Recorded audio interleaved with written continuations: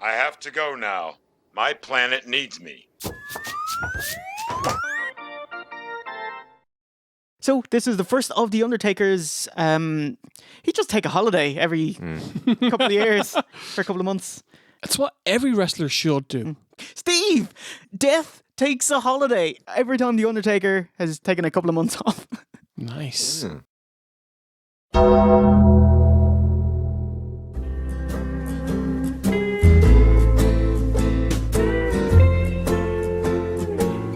So to keep the Undertaker gimmick fresh and heal up from injury, Calloway would periodically take months off and return with a rejiggered gimmick / persona / look. So January 94, here tonight, Royal Rumble 94, the Undertaker is ambushed by Yokozuna and 7 henchmen, put into a casket and loses the match. He swears he cannot be extinguished. The Titantron graphics explode as he ascends into the rafters. This break was to allow his back injury to heal, and also his wife Sarah was pregnant and wanted time off the road. He'd be gone for 7 months, where we get the amazing roving reporter man on the streets. I swear I saw the Undertaker buy a double whipped cream sundae. Fucking amazing. Leading the WWF to hire police squad detective Frank Drebin to unearth the Undertaker case just in time for Awesomely Campy Taker vs. Taker match at SummerSlam 94. I think there is only one true Undertaker. October 95. Taker was out for a month due to an orbital bone injury thanks to a sloppy leg drop from King Mabel. He returned at the Survivor Series with a Phantom of the Opera-ish protective mask so he could still compete. The Phantom of the Opera is now. Now that wasn't a supernatural act break, but a Phantom of the Opera, I gotta mention that. October 96, In Your House 11, Bearer had heel turned on him to side with his new beau, Mankind. The two having a buried alive match, i.e. put your opponent into an open grave and cover him completely with dirt. Despite Taker winning the bout, the Executioner, Bam Bam Gordy, and other henchmen blindside him and ultimately bury the Undertaker alive.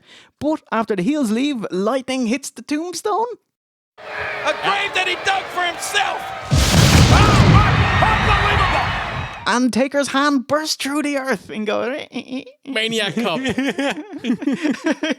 Giving the 2 fingers, yeah. He's alive!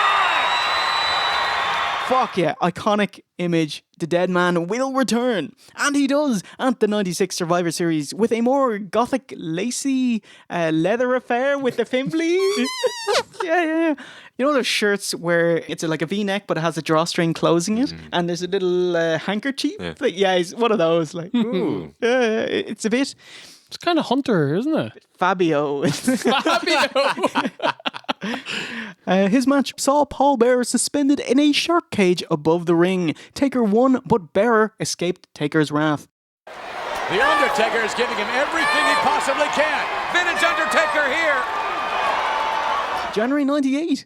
The Dead Man has a casket match with Shawn Michaels, injuring... That's one where Shawn gets hoofed over the top, takes a bump on his lower back that ended his in-ring career after dropping the belt to Austin. But thanks to Undertaker's pyromaniac half-brother Cain, Taker was trapped in a coffin, which was then set on fire. However, when they extinguished the fire and then opened the casket, Taker was gone.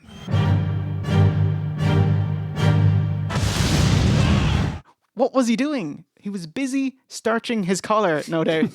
Massive yoke. Was back 2 months later to face Cain at their big WrestleMania 14 showdown. 2 7-foot monsters. Summer and autumn 99. Taker had a groin tear, but worked through it by tagging with the Big Show. That's not how you work through a groin tear. You're supposed to wear the bicycle shorts that Hunter wore. And win the world title. And squash Goldberg. The Unholy Alliance. But Taker would just wrestle less by having him transition to more of a smart aleck kind of straight shooter, refusing to participate in a casket match with Triple H, and instead he walked out of the WWF so he could heal. Dead man walking. He returned at Judgment Day 2000 as the infamous American Badass Biker Taker. In the Iron Man match. Very good. A tobacco-chewing hick on a motorcycle. Although I don't dress like Satan anymore, I'm still down with the devil, and I will go medieval on your ass. October 2002, Big Evil Taker took the guts of 3 months off wrestling with a broken hand when former tag buddy Big Show threw him off a stage, returning at the 2003 Royal Rumble. This is when he started getting his triangle choke finisher over. He feuded with Vince McMahon, which culminated at their Survivor Series Buried Alive match. Cain interferes, costing Taker the match, ushering him to an early grave. Taker is gone and buried forever, no doubt. Forever being 4 months. Ditching the biker gimmick and returning at WrestleMania 20 as the Dead Man once again, complete with Paul Bearer and his spine-tingling quote. Ooh, yeah. If you will.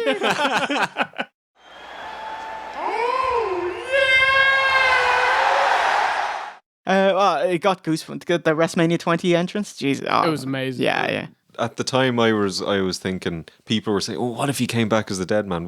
Were people aware he was coming back as the Dead Man, or were you as surprised as I was? Oh, everyone was hoping it was the Dead Man, but you expected.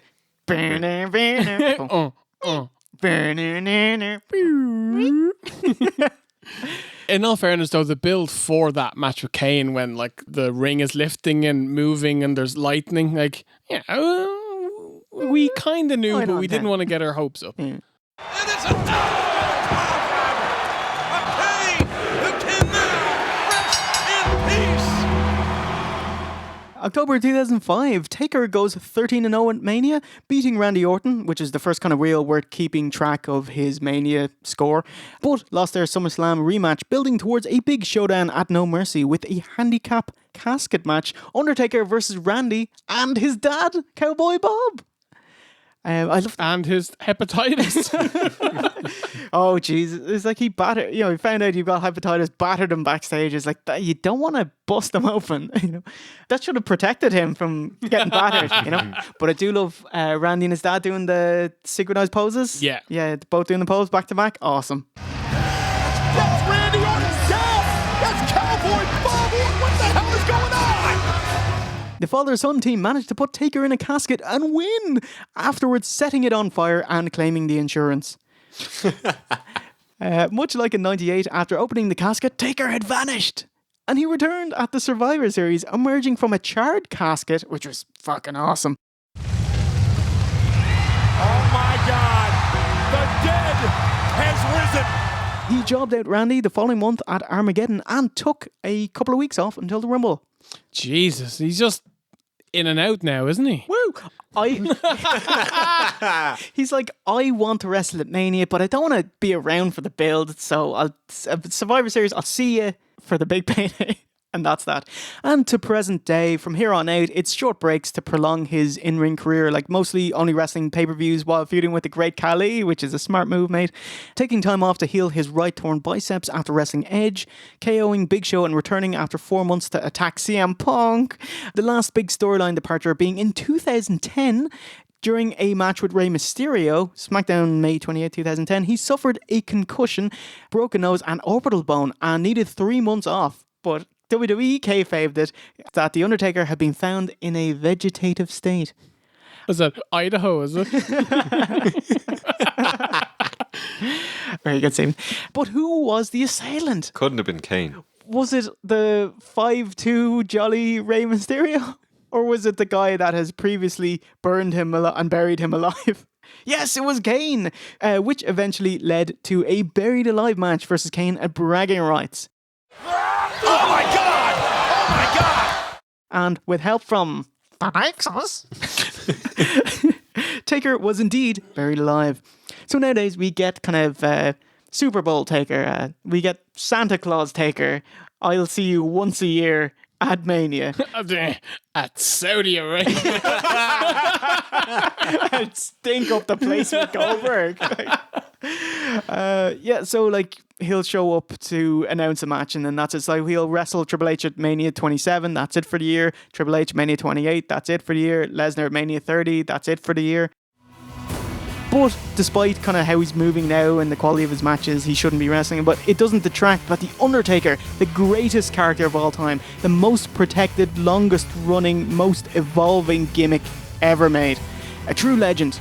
And when he wrestles at Survivor Series 2020, it'll be 30 years in WWE. It's amazing. Absolutely amazing. Without question, the greatest gimmick in wrestling history.